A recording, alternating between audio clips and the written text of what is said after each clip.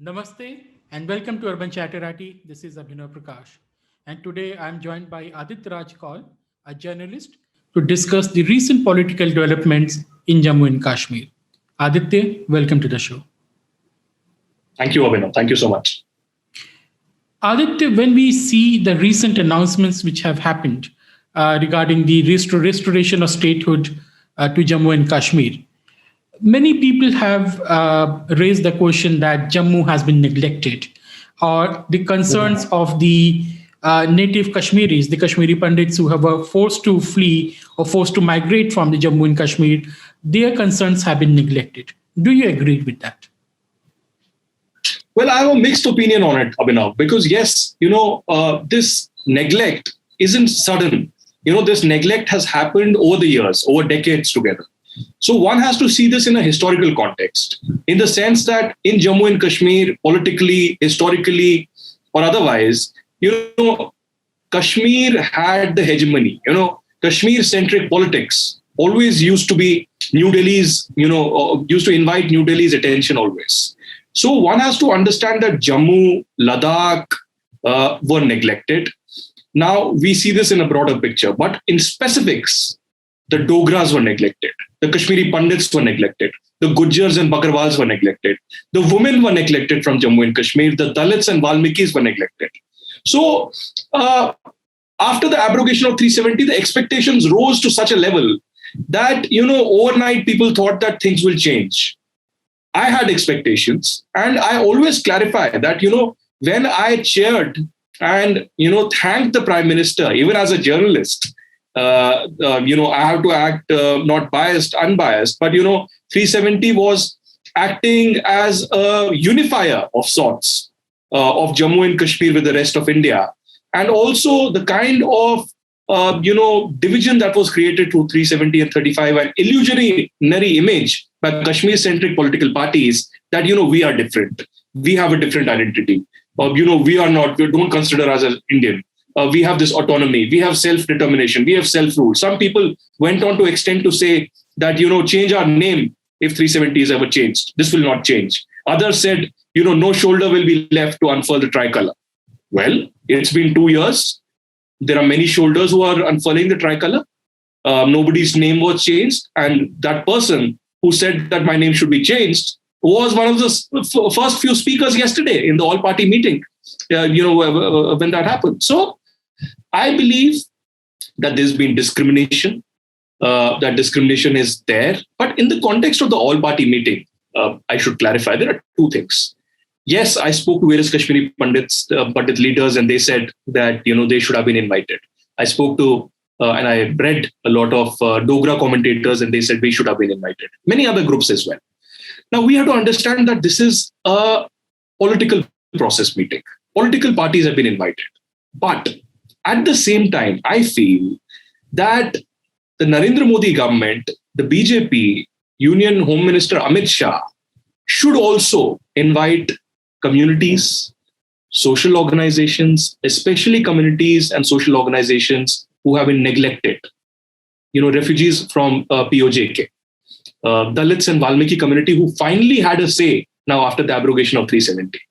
So I think that immediately after this political process, I believe that yes, there was some vacuum that was created and that had to be filled. And it's a praiseworthy effort on part of the government and a very emotional speech that was given by Prime Minister yesterday to these leaders. But it should be followed now by also hearing out those who have been marginalized, neglected by the same people who were in attendance yesterday, or perhaps their forefathers over the last many decades. Fair point. And a very important point, there is nothing unique about Kashmir, which is not unique about, let's say, Kerala, Bengal, Bihar, or let's say, I come from Awadh. So Awadh is also a unique place. So this exceptionalism, which was granted to Jammu and Kashmir, somehow it's unique, as if other parts of India are homogeneous. Now that illusion has been broken. But, what was the political rationale behind this meeting? You abrogated Article 370. Then there was a kind of, media propaganda against the same groups, the Gupkar gang. Now you invite the same Gupkar gang for a meeting. What is the political rationale behind it? Well, yes, these uncomfortable questions have been asked by many, especially in the leftist media, that, you target these people. You say that, you do not believe in their politics. You say that, they have been corrupt. They have been talking of separatism. They've been talking of a certain kind of an idea of Jammu and Kashmir, which you do not believe in. They, as I said, speak of autonomy and self-rule. So I believe that, the government of India should really weigh in on their words first, because after the abrogation of 370, they went an extra mile in, tarnishing the image of, should I say, the two political families, so-called first families of Jammu and Kashmir. Now, many of those allegations may be true, which I also believe so. And there have been several pending allegations from the Enforcement Directorate, or, most recently, Wahid Para, the youth president of PDP, has terror charges against him. I do not know true or false, but there seems to be evidence with the CID of J&K police and perhaps the NIA as well. And these political leaders have to come clean. So the problem here is that many feel that over the years, separatism and those kind of political parties who supported separatism, peddling this soft kind of separatism through their mainstream politics, were given a lot of weight by New Delhi. They were supported by many means. And here was a hope in 2019 that Prime Minister Modi said that we will not let them do this. A new kind of politics will come up. New leaders will come up. Youth will come up. That did not happen. So I wrote an article for the print sometime towards the end of 2019. And I argued in that the new politics of Jammu and Kashmir cannot go through Gupkar Road. And when I say Gupkar Road, it's very interesting. I've argued, said this in many events in the past as well, that on Gupkar Road, there is the Abdullah family and the Mehbooba muftis of the world. And of course, we know their politics. But there are also security and intelligence agencies whose offices are there and who play a very key role in the politics. And we, of course, know that National Security Advisor Ajit Doval has a key role to play in this entire, political game changer. Of course, the abrogation of 370 couldn't have happened without Ajit Doval or Samant Kumar Goel and others who played an amazing role in ensuring that people are not killed, ensuring law and order remains, ensuring diplomatically and otherwise that India receives support and, the messaging is somewhat correct. Of course, we can argue that communication and messaging failed to an extent, but I feel that we need to take a call now. Are we again going to that same vicious circle, Abhinav, where PDP and NC will all again play that emotional politics of this sub-nationalism in, Jammu and Kashmir, where separatism will be flourishing again because, Hurriyat is not there. Jamaat-e-Islami is not there. JKLF is not there. They've been banned. Their leaders are arrested. And will New Delhi allow them to peddle those lies or play that victimhood or play that kind of a politics? So this is my concern. Yeah. You pointed out the role of intelligence agencies and the security establishment. We have seen that some talks are going on between Pakistan and India, and there's lots of international politics in the region which is involved. Do you think that is also having some influence on this process? That Pakistan apparently wants to normalize relations with India, but Pakistan also wants something to show that we at least got the statehood restored to Jammu and Kashmir. Many people are saying that is also working as a pressure. Do you agree to that? See, regional, events 100% always play a role in whatever happens in Kashmir, security-wise, politically, diplomatically. But, Abhinav, I have covered as a journalist Pakistan for more than 10 years now. And I have seen Pakistan. I have seen when Sushma Swaraj went there. I have seen when Prime Minister Modi went there. I have seen it was responded by the Uri terror attack. It was responded by the Pathankot terror attack. It was responded by Dinanagar terror attack. It was responded by Nagrota. And finally, Pulwama. So to trust Pakistan and to feel or even think that Pakistan would ever want good relations with India is living in fool's paradise. So I firmly believe that Pakistan, perhaps there are global concerns, FATF pressure. Earlier today, the FATF plenary ended in Paris, and they again decided Pakistan should remain in the grey list.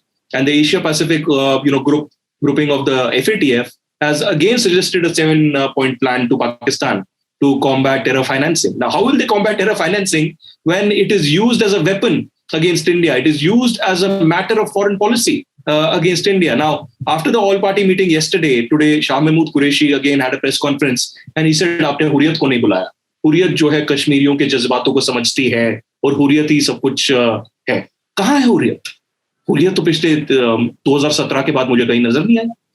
Hurriyat आपने जो है JRL अब नाम उनका रखा था to sound really cool, joint resistance leadership, कहाँ है? कहीं नहीं. कश्मीर में तो कहीं नहीं है. अगर वो शटडाउन कॉल देते हैं, मैं तो लाल चौक खुला देखता हूँ कि सब कुछ खुला है. तो मुझे लगता है कि yes, there are regional events, especially Pakistan, how Pakistan behaves, how the terror groups behave on Pakistani soil, and how the Afghan peace process goes ahead. Yes, because that is a major concern here. Taliban has very close ties with terror groups in Pakistan, especially Lashkar-e-Toiba and Jaish-e-Mohammed. Al-Qaeda and Lashkar camps run in Helmand province, in many other places together. Apart from that, recently you saw when Lotfullah from Tolu News, interviewed Shah Mahmood Qureshi, and his body language of Taliban. He could not condemn the destruction of the Bamia Buddhas. He could not condemn the killing of President Najibullah. He could not even utter a word against the Taliban. So next day, Mohsin Dawar said that Shah Mahmood Qureshi was sounding more like a foreign minister of Taliban than foreign minister of Pakistan. No, I don't see there is much difference between Pakistan and Taliban at this stage, with Imran Khan at the helm of affairs and of course army taking control all across politics. But my concern here is that yes, Taliban will remain a concern, because it is anybody's guess if the September US troop withdrawal happens, Taliban is going to, it's imminent. It's going to take control of Afghanistan, and things are going to be worrisome for India especially. And Pakistan seems to be in a win-win situation here. Yeah. So one is that. And Pakistan is silent right now. We need to understand that the ceasefire agreement that has happened is because Pakistan has been globally under pressure and locally under pressure from people in Pakistan-occupied Jammu Kashmir. Because there are elections happening this month in POJK where PMLN government is there and the PTI wants to come in power. So they wanted ceasefire because the groups there, the JKLF or POJK and other separatist groups and so-called nationalist group there, said that we don't want this firing. We don't want golabari either from India or from Pakistan. So they were under pressure. That's why this has happened. Elections end. Perhaps the PTI government comes, because we know that elections are certainly not fair there. And my guess is that by the end of the year, the situation will be back to square one. But the backdoor channel dialogue is currently underway. Of course, Ajit Doval and with others. My fingers are crossed. Let's hope peace returns. But we've had बोलते हैं ना कि पीछे से वार करते हैं Pakistan. So that's what happens. You trust them every time. You go a mile and they come from behind somewhere and they just slap you. It's quite predictable. But let me ask you the last two questions, Adit. We hardly talk about Jamaat-e-Islami and its influence on the Kashmir politics. The sentiment of separatism or pro-Azadi was there since the beginning, but it's from the 1970s and the 80s when you have the spread of Jamaat-e-Islami in the valley. Then you see the rise of this militant movement targeting of the minorities, especially the Kashmiri Pandits. What is the current influence of Jamaat-e-Islami on the Kashmiri society? Not politics, society. Well, with politics, of course, and we don't need to discuss any further that PDP has a massive support from Jamaat-e-Islami. And even today, I feel that South Kashmir, predominantly Anantnag and neighboring areas, are still infested with Jamaatis and have a great support for PDP. Even though in 2019 parliamentary elections, very embarrassingly, Mehbooba Mufti lost. And Anantnag was their bastion. And again, today, my colleague interviewed Mehbooba Mufti and she said that she will not contest elections, but PDP will. So my immediate reaction was that your last election you lost and you feel that your credibility is not there. So yes, the Wahhabism, the kind of radical Islamist ideology has been there. It is still there. Post 2017 and particularly post 2019, a lot of steps were taken. Jamaat-e-Islami was banned. JKLF was banned. Within overnight, more than 500, 600 Jamaat-e-Islami radicals who were involved in stone pelting, who were involved in terror financing, who were involved in provoking violence and law and order situation were arrested, and they are in jails in Rajasthan, in Uttar Pradesh, in Haryana, in rest of the places. That's why you saw a statement from Mehbooba Mufti yesterday that, our people should be released. Now, PDP people are not there inside the prison apart from Wahid Para. Our people means Jamaat-e-Islami. So Jamaat-e-Islami people are inside and there are terror charges against them or, very basic criminal cases that have to be handled by the court of law. So still, Abhinav, my concern, every time I speak at a think tank or somebody of influence, I tell them, and I recently told the CDS also when he asked me about the Kashmir situation, I told him that the biggest concern is radicalization. Even though my basic concern has been the ecosystem of terror that was built up in the 30 years in media, in intelligentsia, so-called, in lawyers of Kashmir, trader bodies, etc. But and there's been action against them and human rights groups. I don't want to name them, but there are 2 human rights groups in Kashmir. And apart from that, of course, Amnesty International and Human Rights Watch, who do not see any human rights violations against Kashmiri Pandits or others. But every time, there is something about the army or the Air Force or others, they'll be the first to react. Now, react. By all means, criticize Modi, abuse him. But, be fair. What about the minorities? What about other communities? And similarly in POJK, you do not see human rights violations there. You do not see that Tanveer Ahmed is a human rights worker there in POJK in Rawala Court. He removed the Pakistani flags, my friend, 6 months back. And he is a UK citizen. He was just arrested. For the last 6 months, he's been in prison. Now, what is his fault in Rawala Court in POJK? Has Amnesty International released a statement? Have they, issued any kind of a protest? Nothing. So it's the ecosystem of terror that's been there. That's a larger concern. And there will be action. There has been action against them. The kind of propaganda that Greater Kashmir and Rising Kashmir used to run has reduced drastically. Somewhat fair journalism is being done now. But the biggest concern remains radicalization. And in mosques, particularly in South Kashmir, in Anantnag, in particularly Pulwama is the biggest concern, where every Friday there's Jamaat-e-Islami, since its beginning, has been opposed to democracy, secularism, and any kind of human rights, individual rights and all. But in other parts of the subcontinent, in Bangladesh and India, they have somewhat, reconciled, at least with democracy, certainly Absolutely. not with secularism. What about Jamaat-e-Islami in Kashmir? Because that's an independent entity, which is not related to Pakistan, at least formally, and also Indian Jamaat-e-Islami. Has there any shift in their position, at least with respect to democracy? Firstly, Jamaat-e-Islami in mainstream India and Jamaat-e-Islami in Jammu and Kashmir have nothing to do with each other, as you rightly pointed out. They're miles apart. I will even call Jamaat-e-Islami in mainstream India patriotic to an extent, but not the Jamaat-e-Islami radicals in Jammu and Kashmir. Now, Jamaat-e-Islami in many ways forms the cadre of the PDP in many ways. So, Jamaat-e-Islami used to also, support Hurriyat in many ways. Gilani has a great support by Jamaat-e-Islami in particularly South Kashmir and other areas. So their ideology is firmly, seeking a state on the basis of religion, on the basis of, Islam. And of course, Kafirs are not a part of that entire system. And the slogans that you've heard, Abhinav, in 1990, that is essentially their ideology. They don't want Kashmiri Pandits, they don't want Sikh, or they don't want any other minorities. They just want an Islamist state. And that's what they've been working together. And my, entire concern has been for 30 years, New Delhi in many ways has been letting this happen. It's been simmering at the grassroots level. Now, even though post 2019, several historic steps have been taken, but on the radicalization front, just by arresting people is not enough. De-radicalization and at the ground level in mosques, if you allow them radicalization happening, is a biggest concern. One thing that they've done positively is that terror funerals or funerals of terrorists that used to happen, these mass events where thousands of people used to come together, abuse India, chant slogans against India. Terrorists used to come, they used to have aerial firing openly, and then recruitment used to happen. Every such funeral, at least 10 to 15 to 20 terrorists used to be recruited, young people, just brainwashed, they're unemployed, they have nothing to do, and they're told, you're not Indian, you have to fight jihad, Islamic State will be created, or if you die, you will get Jannah.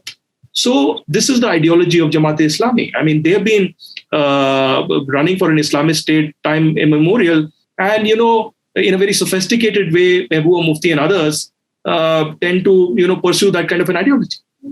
Yeah, that's a very, I'd say serious problem, not just in Kashmir, but we are seeing that in other parts of India as of now.